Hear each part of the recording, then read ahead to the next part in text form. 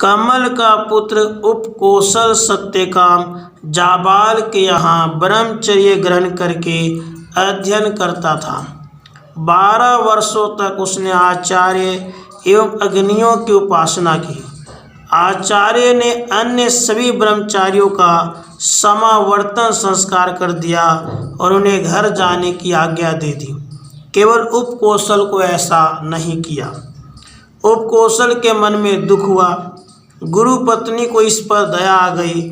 उसने अपने पति से कहा, इस ब्रह्मचारी ने बड़ी तपस्या की है, ब्रह्मचर्य के नियमों का पालन करते हुए विद्या अध्ययन किया है, साथ ही आपकी तथा अग्नियों के विधि पूर्वक परिचर्या की है, इसलिए कृपया उसको उपदेश कर इसका भी समावर्तन कर दीजिए, अन्यथा अग्नि आपको उलाहना देंगे।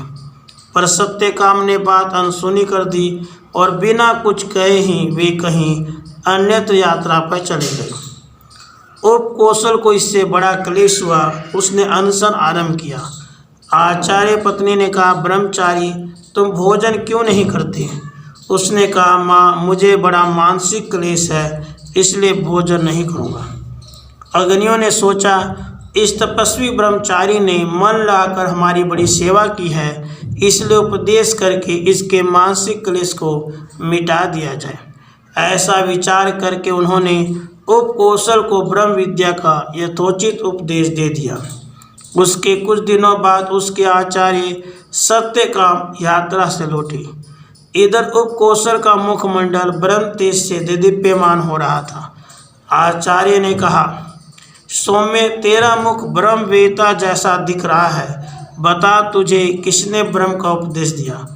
उपकौशल ने बड़ी संकोच से सारा समाचार सुनाया। इस पर आचार्य ने कहा, यह सब उपदेश तो अलौकिक नहीं है, अब मुझसे उस अलौकिक ब्रह्म तत्व का उपदेश सुन, जिसे भली प्रकार जान लेने पर, साक्षात कर लेने पर पाप ताप प्राणों को उसी प्रकार स्पर्श नहीं कर पाते जैसे कमल के पत्ते को जल।